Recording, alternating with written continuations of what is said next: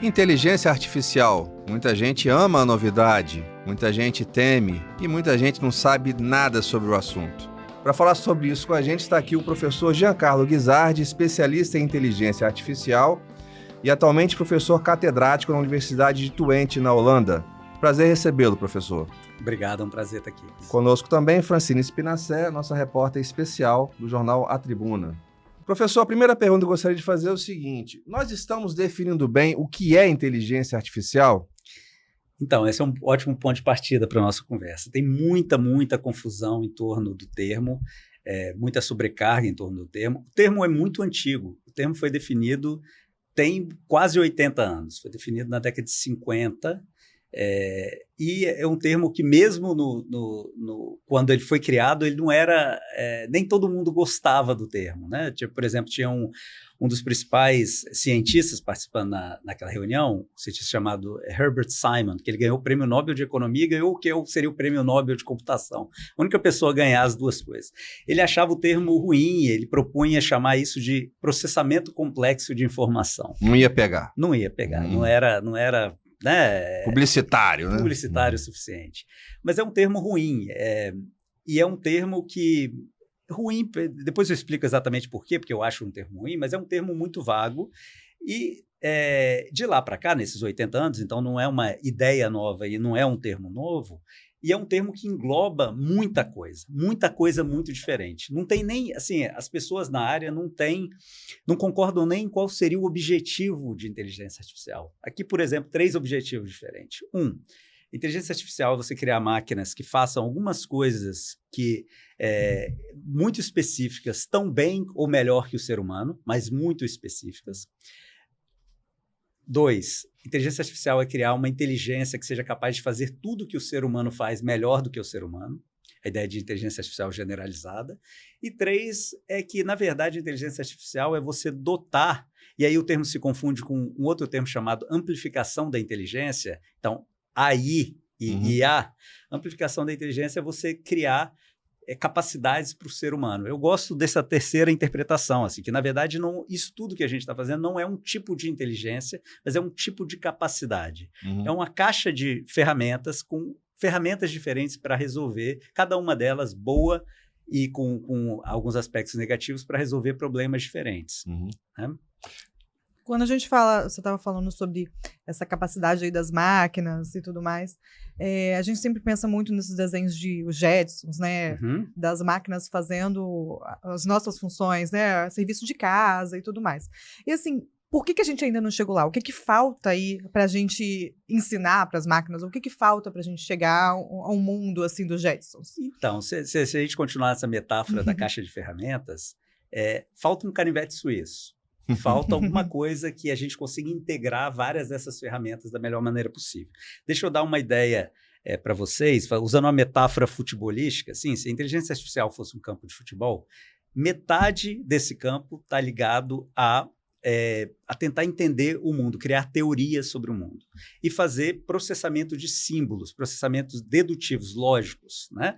Então, eu sei, por exemplo... Bom, se eu derrubar esse copo, que eu vou derrubar o copo com todas as coisas que estão dentro do copo. E se eu puxar o copo para perto do fim da mesa, ele vai cair porque existe gravidade. Eu vou raciocinar com regras, eu não vou raciocinar com exemplos e com dados.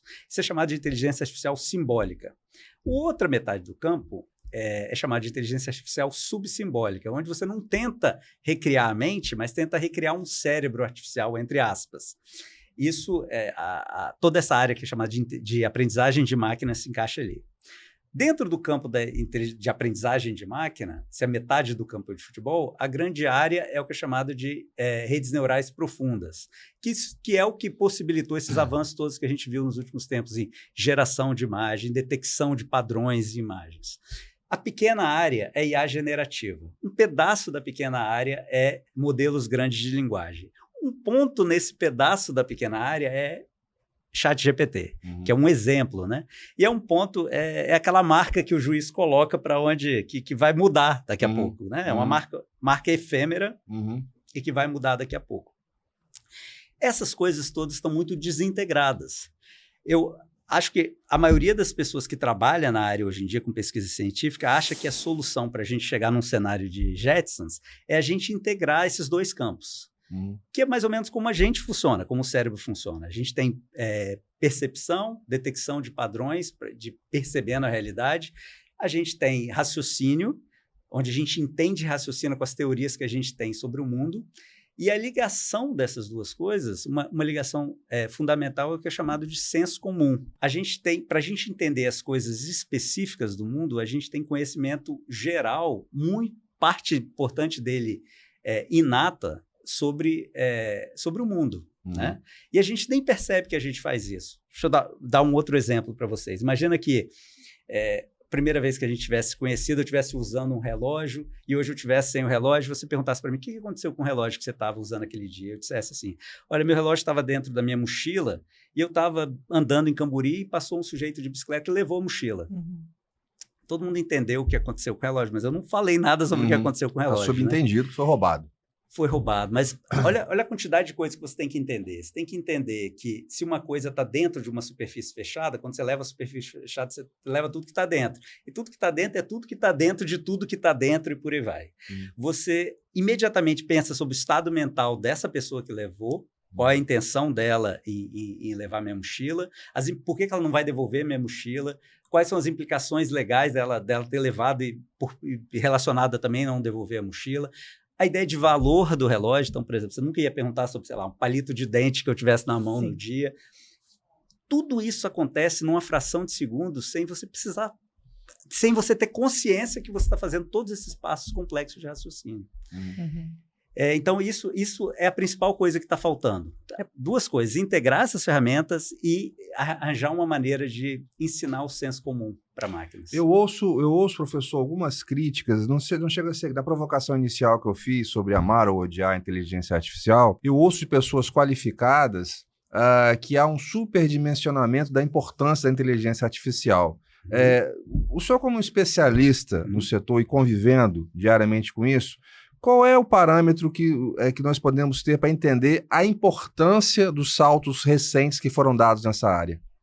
Ótima pergunta. Assim, eu acho que a gente está vivendo um cenário que é comparável com a bolha da internet há 25 anos. Muito, muito comparável, muito análogo.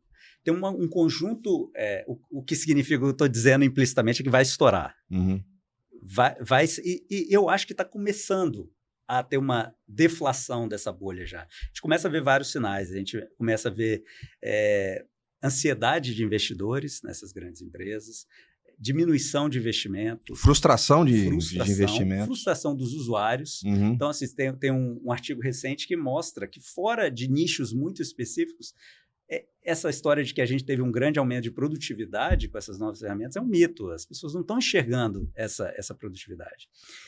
Eu acho que tem problemas que são problemas inerentes da tecnologia. De novo, né? Agora a gente está falando de inteligência artificial daquele pontinho ali. Dentro da pequena área. Dentro da pequena área, de IA generativa. Aquele pontinho barulhento, né? O pontinho muito barulhento, porque realmente é impressionante, né? Eu acho que tem uma coisa, talvez a gente possa voltar a um ponto seguinte. O que diz sobre a gente ficar tão fascinado com essa tecnologia? Na década de 60, teve um programa chamado ELISA, em inglês ELISA, que era um programa desse campo de cá, do campo simbólico, um conjunto de regras, um sistema de regras. E um pesquisador criou esse programa para imitar um psicólogo, psicólogo rogeriano. E é uma ótima ideia imitar o psicólogo, porque os psicólogos podem ser vagos, principalmente dependendo da escola, né? Então, quando o sistema se perdia, você ia conversando com o sistema, uma coisa que cabe num disquete, para as pessoas que lembram o que é um disquete, né? Estava conversando com você e falava, como é que você está se sentindo hoje? Eu estou um pouco cansado. Por que você está cansado? Eu estou cansado por causa do meu trabalho. Fala mais sobre o seu trabalho. Ele ia pegando palavras-chave, um sistema simples de regras. Quando ele se perdia, ele fazia alguma pergunta vaga. Aleatória. Aleatória. Tá calor hoje, né? Como está achando frio? As pessoas, teve encontros de associações de psicólogos para discutir o futuro da profissão na década de 60 por causa de um sistema que era um sistema trivial, completamente transparente, que você conseguia ver como essas regras estavam funcionando e por aí vai, né? E não deu em nada, né? Os psicólogos estão aí firme e forte. Os psicólogos estão aí, assim como as previsões que a gente tinha há 10 anos de que os radiologistas iriam desaparecer ou que os motoristas iriam desaparecer, também não deu em nada, né? Porque esses problemas, porque tem muitas outras coisas envolvidas, muitos aspectos não técnicos envolvidos com isso. Mas a gente tem uma propensão a atribuir um tipo de agência e um tipo de cognição a esses sistemas que eles não têm. A gente é fascinado com isso. Então, parte do enamoramento, da fascinação, quase de uma hipnose coletiva, tem a ver com isso. Por outro lado, esses sistemas também são fantásticos. Assim. Se a gente tirar a história de inteligência da conversa e falar assim, olha, a gente criou um sistema que é capaz de gerar texto de uma forma fantástica, na verdade, dominar completamente a sintaxe humana sem nenhuma regra, simplesmente engolindo textos. A gente engoliu a internet inteira e essa coisa agora sabe falar inglês. Ela consegue gerar textos que são sintaticamente, gramaticalmente coerentes em inglês. Esse era um desafio muito grande da área de linguística computacional, ensinar uma máquina a fazer tradução. Essas coisas são espetaculares fazendo tradução. Né? Então, se a gente olhar para capacidades individuais, isso é muito impressionante, os resultados são impressionantes. Por outro lado, existe tanto ruído que isso se junta com a nossa imaginação, com essa nossa fascinação, se junta com um monte de gente se aproveitando disso e atribuindo, fazendo promessas em nome dessa tecnologia que nunca deveriam ter sido feitas. Que vai substituir, por exemplo, jornalistas, que vai fazer trabalho de escola para todo mundo. Exato. E eu ia falar que você falou que os psicólogos nunca tiveram tanto trabalho, né? Nunca tiveram tanto trabalho. É verdade. Que hoje, talvez até por essas questões todas de tecnologia, os psicólogos estão com a agenda cheia. Claramente, relacionados a algumas questões de tecnologia. Isso é um outro assunto, né? E aí, falando sobre isso, até onde não chegou, até por isso também, por exemplo, que o carro autônomo, como você falou, que não saiu do papel, apesar das promessas, a gente achou que a gente ia estar com os carros aí todos dirigindo sozinhos, e por causa disso, ainda não se chegou a uma realidade que ele anda sozinho. Então, olha só, eu acho que dá para a gente pegar esse exemplo do carro autônomo e fazer, e construir um argumento que é muito mais geral, que é o seguinte. Lembra, metade do campo tem a ver com dados. O que você faz você tem um algoritmo completamente geral e você vai alimentando esse algoritmo com dados para ele aprender a reconhecer padrões em dados. É assim que funciona. Né? Qual que é uma coisa que a gente consegue saber de antemão sobre isso? A primeira é que ele é completamente dependente dos dados, de quão representativos os dados são do mundo, dos fenômenos que você vai encontrar na realidade e da qualidade dos dados. Né? Então, se os seus dados forem muito confiáveis, de excelente qualidade e muito representativos, ele vai funcionar bem. Então, por exemplo, você está usando o sistema para fazer diagnose médica, assim, para detectar padrões em radiologia, por exemplo. Você alimenta isso com uma base de milhões e milhões e milhões de fotografias, onde especialistas vão lá e respondendo questões, o tumor está aqui, o tumor é desse tipo.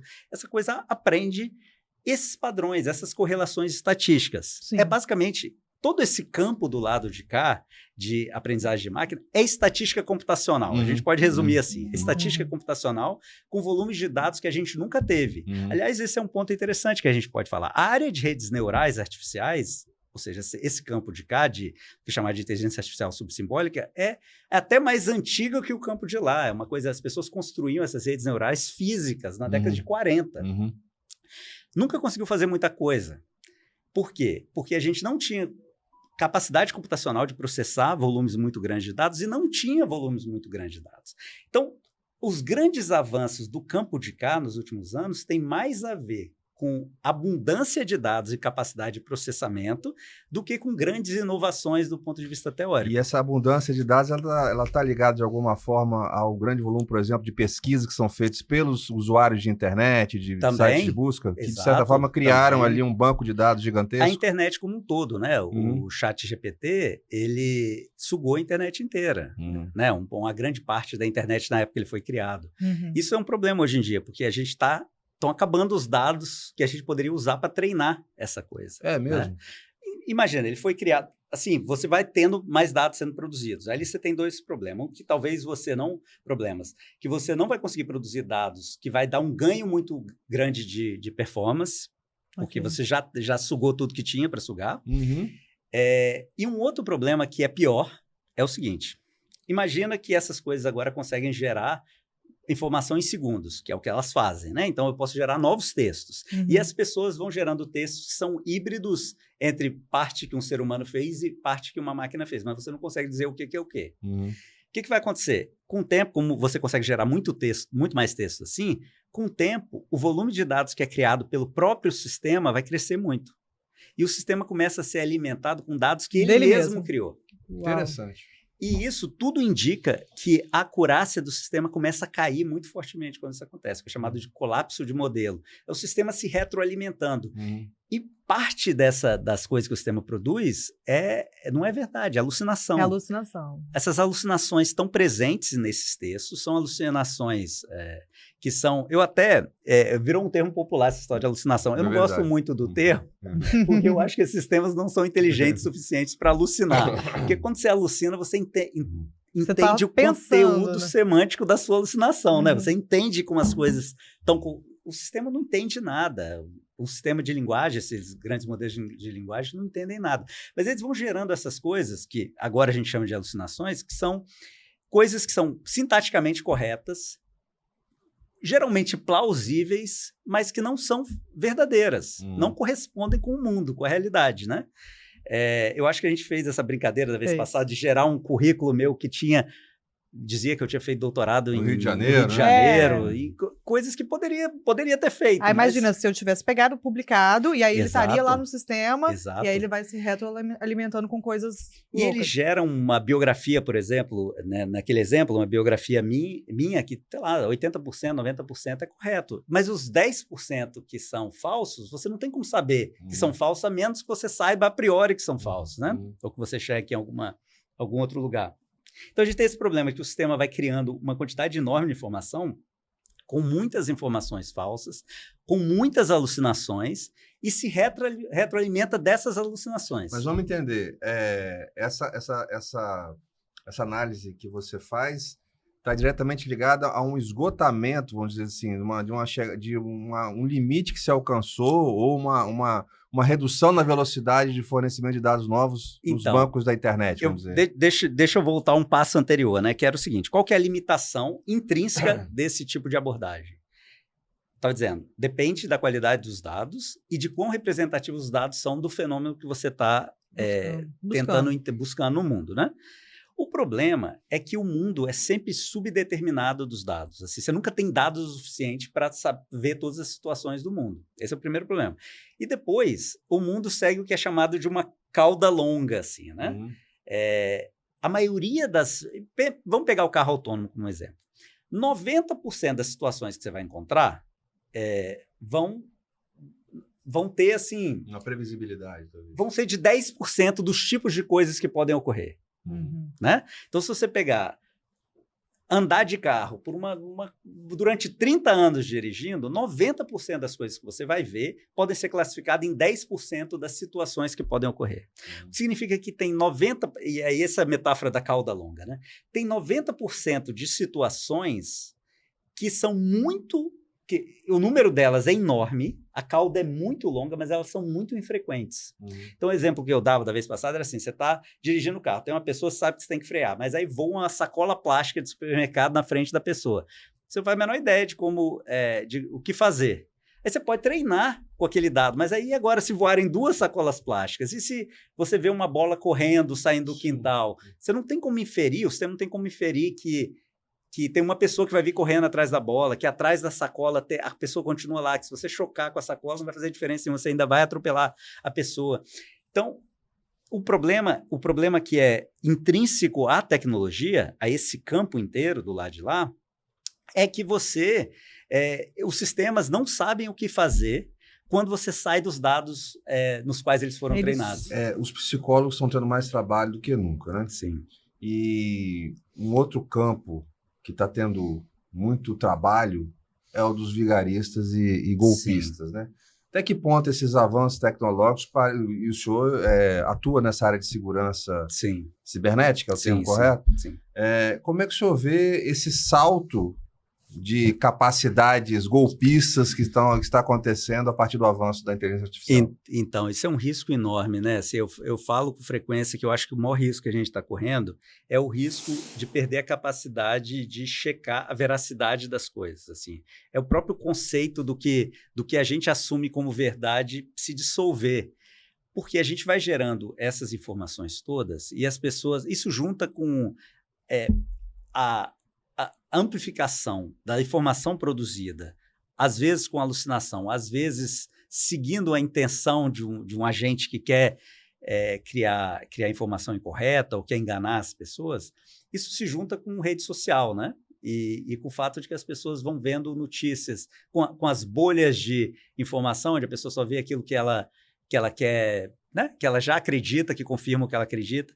Então, assim, dentro desse campo de riscos, e aí é interessante, assim, porque às vezes as pessoas estão muito ansiosas com essa possibilidade de uma inteligência artificial que vai dominar o mundo, à la Exterminador do Futuro e coisas desse tipo. E a gente pode dormir tranquilo com relação a isso.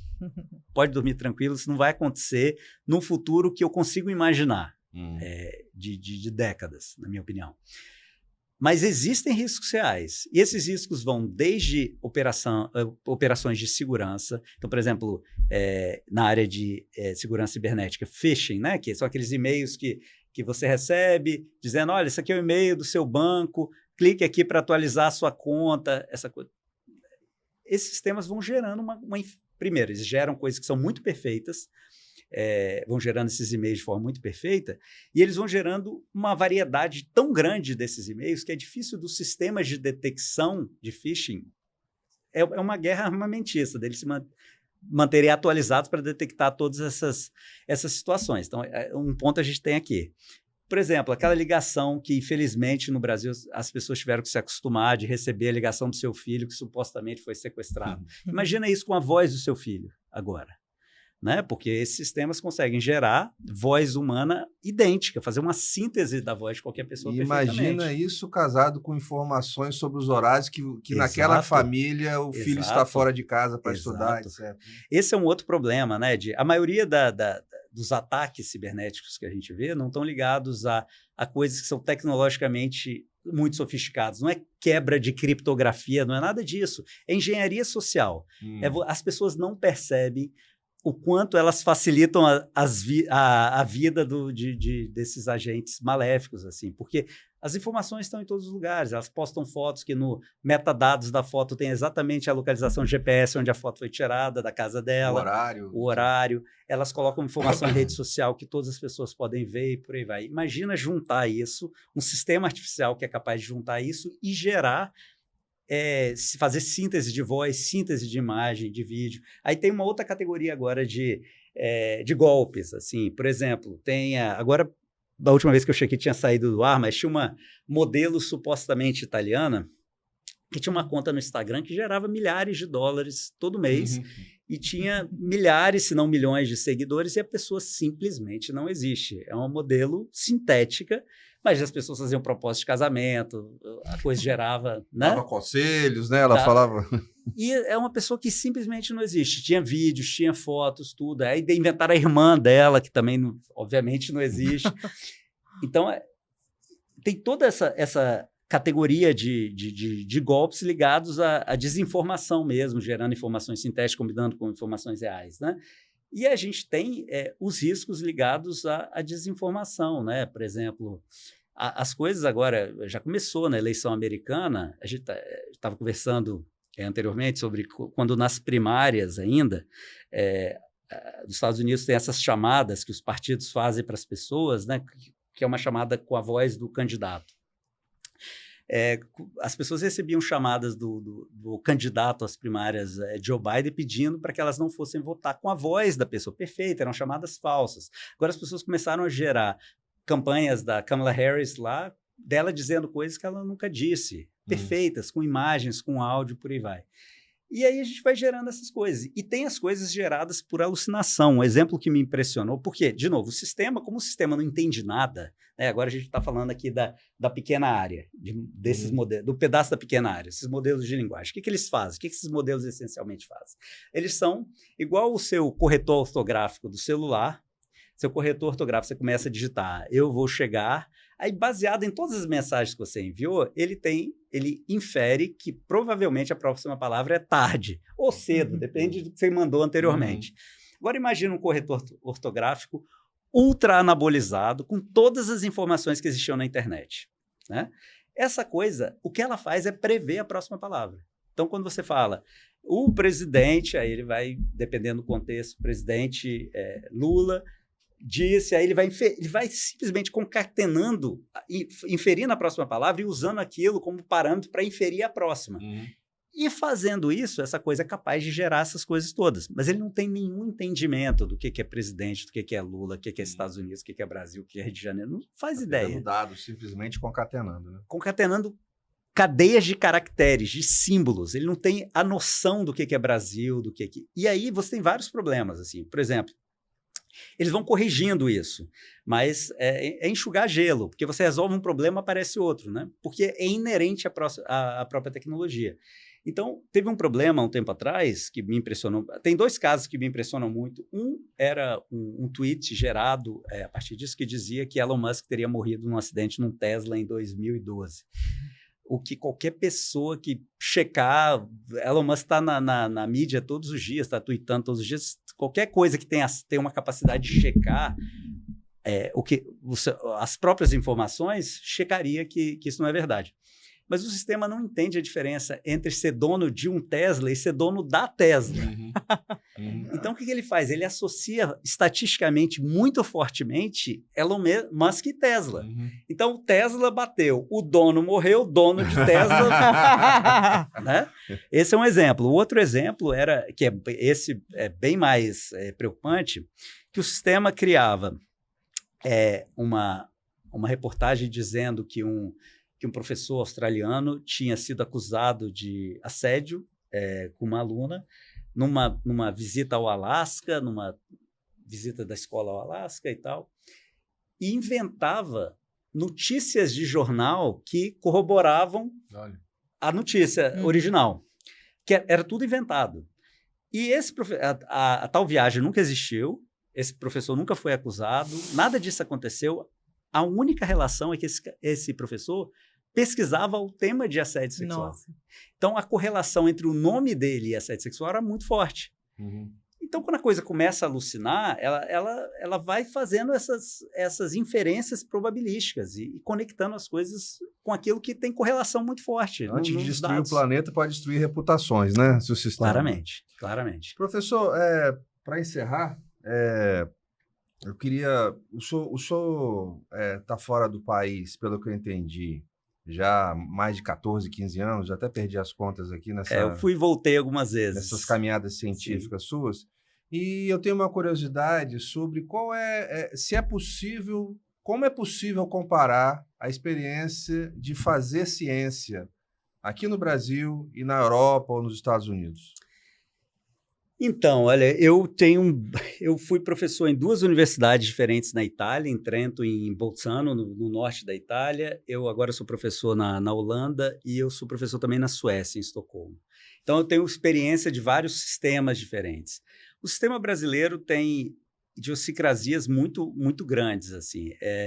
Por exemplo, na Europa, uma coisa muito básica na academia principalmente nos países do norte da Europa, nos Estados Unidos também, é que as pessoas são vistas como indivíduos e não como membros de uma classe. Então, as organizações entendem que são pessoas diferentes, com capacidades diferentes, com trajetórias diferentes, com momentos de carreira diferentes. Então, as pessoas são contratadas nas posições que fazem sentido de acordo com a carreira delas. E, em geral, as universidades competem pelas pessoas, né? Eu fui para a Holanda por conta disso. Começou com a trajetória que eu iria para a Dinamarca, eu estava na Itália, e eu fui contactado por uma empresa, um headhunter acadêmico. Então, tem uma empresa especialista em headhunting acadêmico em Londres, que essa universidade dinamarquesa, Universidade Técnica Dinamarquesa, muito forte, tinha pedido essa empresa para achar uma pessoa com um perfil específico. Eles entraram em contato comigo e eles falaram, olha, você está muito bem aí na Itália, a gente acha que você tem o perfil exatamente que a gente precisa para esse novo departamento que a gente vai criar. O que a gente faz para te convencer? como que a gente vai negociar isso? E aí você negocia tudo, você negocia o salário, você negocia o orçamento, você negocia de trazer pessoas com você negocia que você não vai dar aula, ou vai dar pouca aula, vai dar mais aula na pós-graduação. As pessoas negociam o que faz sentido no plano individual delas e no plano da universidade. Em geral, você é atraído para ir para uma posição acima da que você tem. Sim. O Brasil inventou uma jabuticaba que eu nunca vi em nenhum planeta, nenhum lugar do mundo, que o Brasil criou um imposto. Ele só contrata as pessoas no início da carreira. Então, por que eu digo que é um imposto? Que à medida que as pessoas vão avançando cada vez mais na carreira, maior é o custo delas retornarem ao início da carreira. O Brasil tem um sistema que é essencialmente não meritocrático, assim, porque se você é o professor da universidade e você ganha o prêmio Nobel, não faz diferença nenhuma em termos de progressão na sua carreira. Todo mundo é igual e todo mundo progride só com o tempo. O Brasil tem uma regra, uma legislação extremamente engessada. A gente não perde pessoas só porque elas vão embora, a gente perde pessoas porque elas não retornam. Então, eu formei uma quantidade interessante de brasileiros, tanto na Itália quanto na Holanda. Esses brasileiros não retornam por quê? À medida que eles passam 2, 3 anos da carreira, já é para eles proibitivo voltar a estaca zero aqui. E o terceiro ponto que eu acho importante é que, sim, o Brasil, é impossível você ter uma posição de fato de tempo parcial no Brasil. Então, o que acontece? Por que eu estou na Suécia? Como é que eu fui parar em Estocolmo? Eu estava indo para a Holanda, Estocolmo queria que eu ficasse um tempo lá. Eu falei para eles, olha, eu tinha que ficar 2 anos em transição entre a Itália e a Holanda e estava um pouco cansado de viajar tanto. E eu falei para eles, olha, vamos fazer o seguinte acordo? Eu vou aí só quando eu conseguir e vocês só me pagam quando eu for. Olha. E eles toparam. Eu não dou aula lá, eu só ajudo o grupo a organizar essa área de pesquisa em Estocolmo, ou seja, é um acordo individual que me permite estar lá tempo parcial, porque senão eu não poderia estar lá tempo nenhum. Eu não conseguiria fazer isso com a Universidade Brasileira. Pública. Mas é uma instituição pública ou privada essa de Estocolmo? São sempre instituições públicas em todos esses casos. Mas você tem esse tipo de flexibilidade, esse tipo de visão estratégica que te permite... Vamos pegar um exemplo. Se tivesse um super pesquisador da Google, por exemplo, ou do Facebook, né, Meta, que quisesse, por algum motivo, passar um tempo em Vitória. Né? O chefe de pesquisa e inteligência artificial da Google quisesse passar 3 meses por ano em Vitória. A UFES não conseguiria contratá-lo. Não conseguiria contratá-lo por 3 meses para fazer isso. E isso que as universidades fazem. Assim. Eu tive, quando eu estava em Trento, um dos meus... Quando eu estava fazendo doutorado, ainda eu passei um tempo em Trento, na Itália, e um dos professores que eu tive o prazer e honra de seguir lá, basicamente inventou parte dessa área, parte desse campo aqui de inteligência artificial. Ele era professor da Universidade de Toronto. Trento sabia que nunca ia conseguir convencê-lo a mudar de Trento para Toronto, mas falou, olha, vem para cá, fica 3 meses, você ensina o que você quiser ensinar. A gente vai te dar essas e essas vantagens e esses benefícios de você estar aqui. Então, essa visão de enxergar a pesquisa como uma coisa estratégica e de enxergar o indivíduo e não o membro de uma classe, eu acho que são as diferenças essenciais. É muito mais do que dinheiro.